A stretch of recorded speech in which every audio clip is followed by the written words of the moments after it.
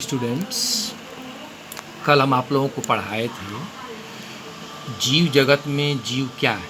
ठीक, तो जीव जगत में जैसे है कि वृद्धि है, जनन है, पर्यावरण के प्रति संवेदना का पता लगाना, उनका अनुकूलन क्रिया करना।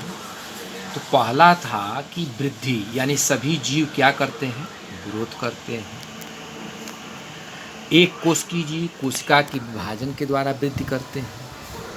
तो आपको कल हम वृद्धि के बारे में आपको बता दिए थे कि जीवधारियों में पोषक तत्वों के स्वांगीकृत करने के कारण जीवधारियों में जीवद्रव्य की मात्रा क्या होती है, बढ़ती है। इसके फलस्वरूप जो है शरीर में क्या होती है, ग्रोथ होती है यानी वृद्धि होती है। एक कोशिकीय युग्माणु से बहुकोशिकीय विशाल काय शरीर का निर्माण होता है। एक सेल से दो सेल बनेगा, दो सेल से क्या होगा, एक बॉडी का निर्माण होगा। यह वृद्धि आंतरिक और निश्चित अनुपात में होता है। ऐसा नहीं कि एक उंगली आपकी खूब बड़ी हो जाए और एक उंगली आपकी जो बहुत छोटी हो जाए। यानी हर चीज़ का एक सिस्टमेटिक ढंग से क्या होता है, ग्रोथ होता है। और निर्जीव में वृद्धि वाय तथा समान अनुपात में होती है। अब आपका दूसरा पॉइंट है उपापचय। उपापचय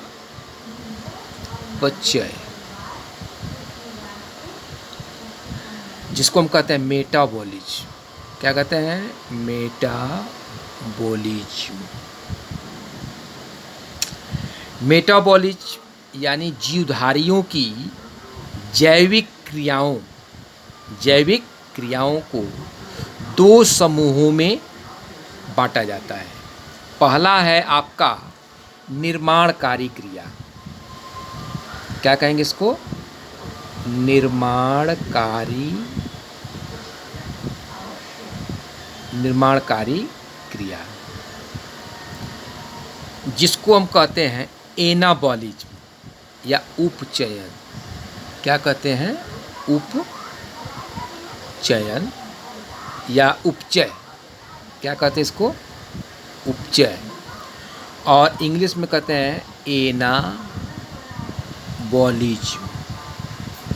क्या कहते हैं इसको, एनाबॉलिज्म। जैसे हम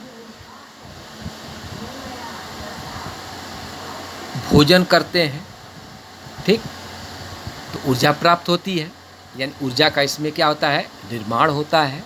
तो ये क्रिया आपकी क्या हो गई, एनाबॉलिज्म। यानी पाचन या पोषण, ये आपकी क्या हो जाएगी, एनाबॉलिज्म क्रिया हो जाएगी, यानी निर्माणकारी क्रिया। इसको कहते हैं उपचय। अब दूसरी जो क्रिया होती है उसको कहते हैं विनाशकारी।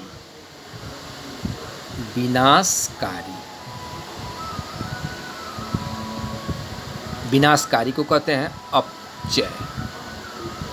क्या कहते हैं, अपचय। इसको कहते हैं केटाबॉलिज्म। इसको क्या कहते हैं, केटाबॉलिज्म।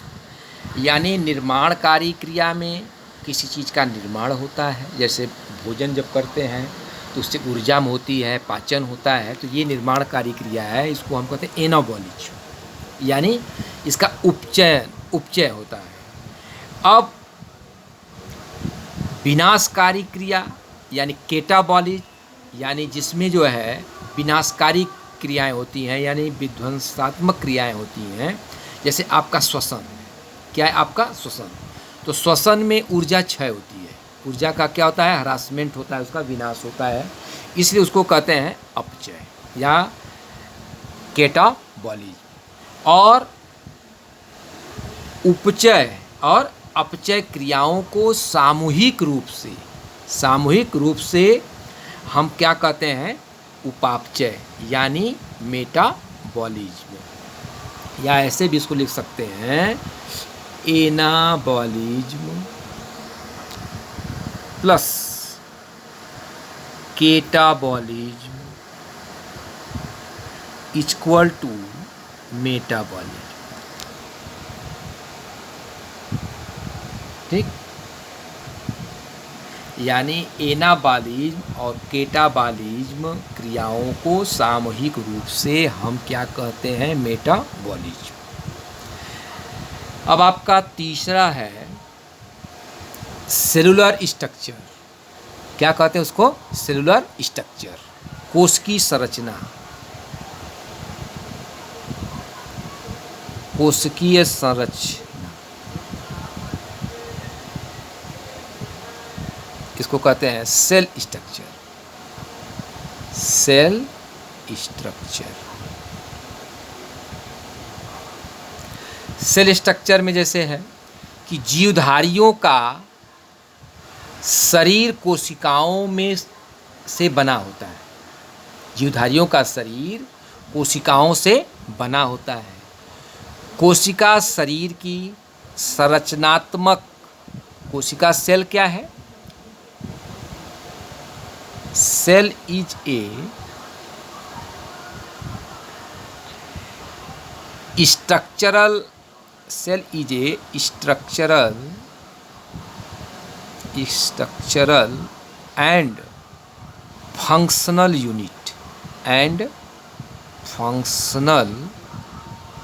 Unit of body. यानी कोशिका जो है शरीर की संरचनात्मक और क्रियात्मक इकाई होती है या है। यानी सेल क्या है? आप कोई पूछता है कि सेल क्या है, तो सेल जो है बॉडी की संरचनात्मक और क्रियात्मक यानी structural and functional unit of the cell, unit of the cell. कोशिका की जैविक क्रियाओं का नियंत्रण और नियमन, सेल का जो बायोटिक फंक्शन है, जो जैविक क्रिया होती है, वो किसके द्वारा कंट्रोल होती है या किसके द्वारा रेगुलेशन होता है, नियमन होता है? वो किसके द्वारा होता है? केंद्रक के द्वारा। केंद्रक के द्वारा, न्यूक्लियस।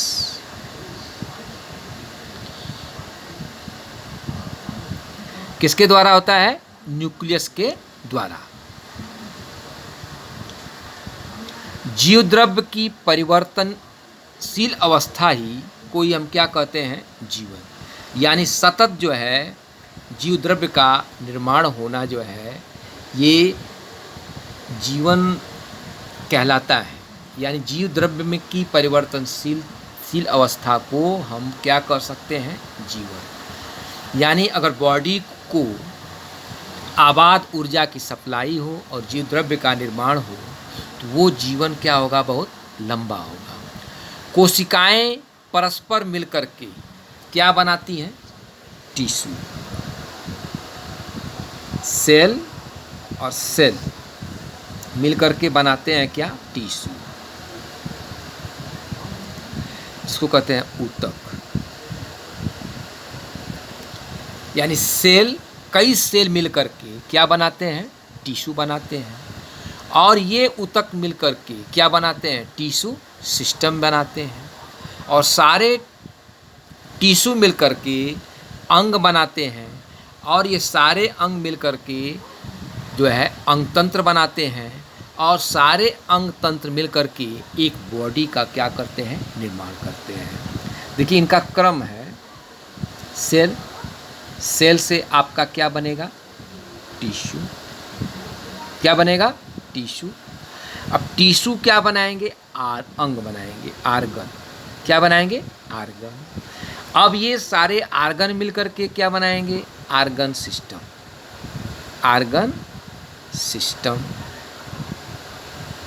और ये आर्गन सिस्टम क्या बनाएगा? एक बॉडी का निर्माण कर देगा। ठीक, जैसे कोई मनुष्य है तो पहले सेल बनेगा, सेल से एक टिश्यू बनेगा, टिश्यू, सारे टिश्यू मिलकर के अंग बनाएंगे और सारे अंग मिलकर के एक अंग तंत्र बनाएंगे और सारे अंग तंत्र मिलकर के वो क्या बनाएंगे? एक शरीर का निर्माण करेंगे। क्या करेंगे? एक शरीर का निर्माण करेंगे।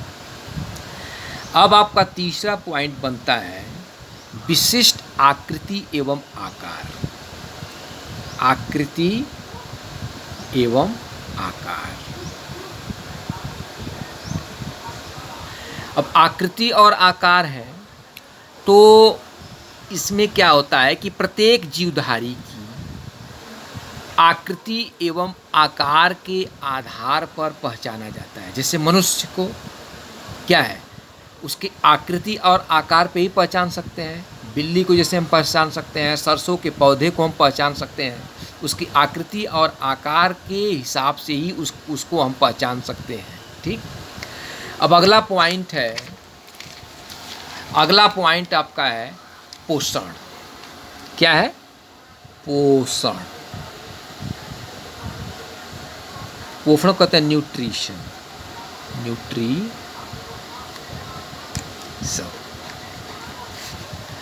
अगला पॉइंट आपका हो गया न्यूट्रिशन।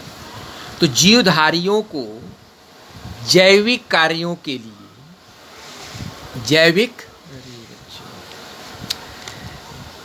जैविक न्यूट्रिशन में क्या है कि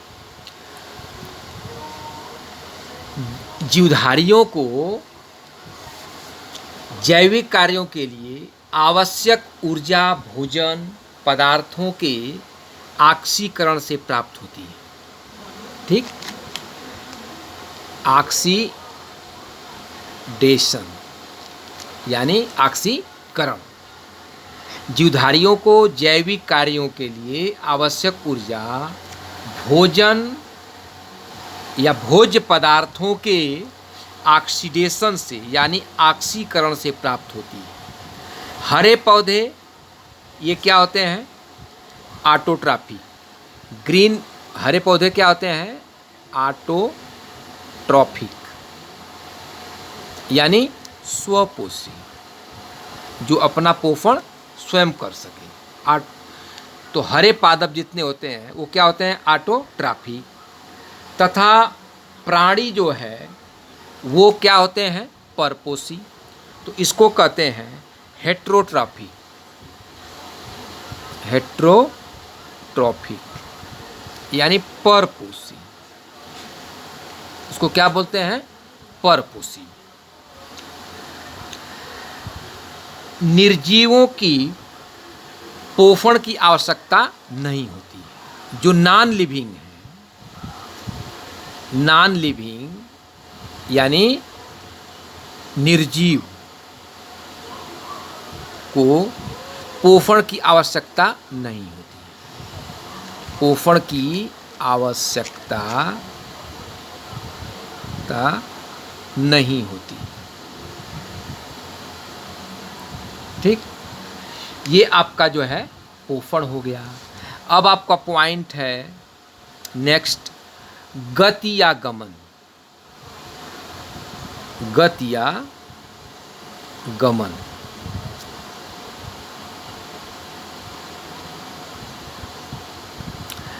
इसको कह सकते हैं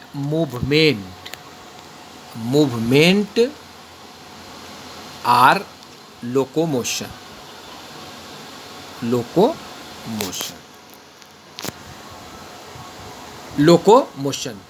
लोकोमोशन का होता है जैसे कोई ये वस्तु है। ठीक। ये जैसे मान लीजिए अमीबा। ठीक।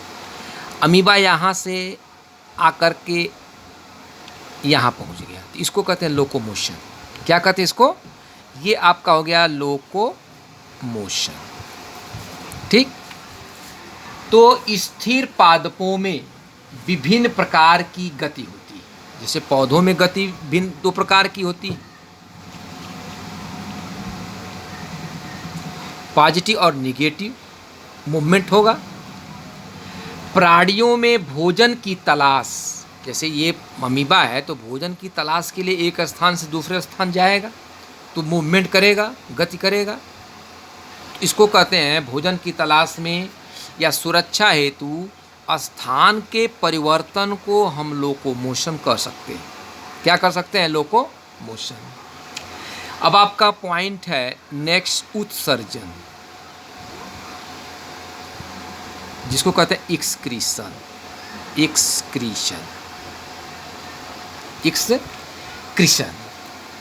तो इसमें क्या होता है कि उपापचय के फलस्वरूप यानी भोज पाचन और श्वसन या केटाबॉलिज्म और एनाबॉलिज्म की जो क्रियाएं होती हैं, यानी जो मेटाबॉलिज्म है, तो उपापचय के फलस्वरूप शरीर में बने हानिकारक पदार्थों को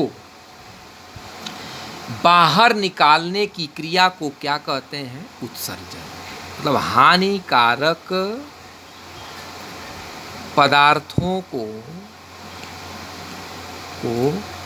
शरीर से बाहर निकालने की क्रिया को हम क्या कहते हैं? उत्सर्जन।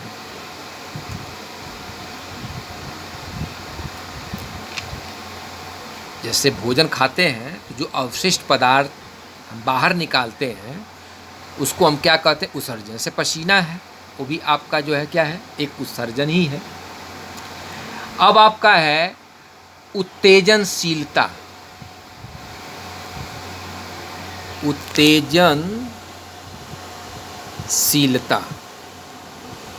उत्तेजनशीलता में जैसे है कि जीवधारियों में वाह या अंत वातावरण में होने वाले परिवर्तनों या उद्दीपनों के फलस्वरूप होने वाली प्रतिक्रिया को हम क्या कहते हैं? उत्तेजनशीलता।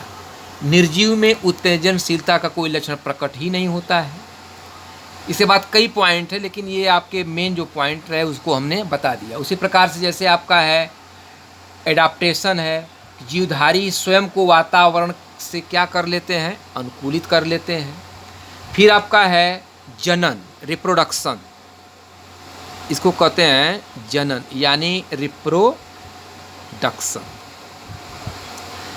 प्रत्येक प्राणी का कर्तव्य है कि अपने समान संतत को पैदा करने की क्षमता, यानी जीवधारियों में अपने जैसी संतत पैदा करने की क्षमता होती है और निर्जीवों में ये क्षमता नहीं पाई जाती है।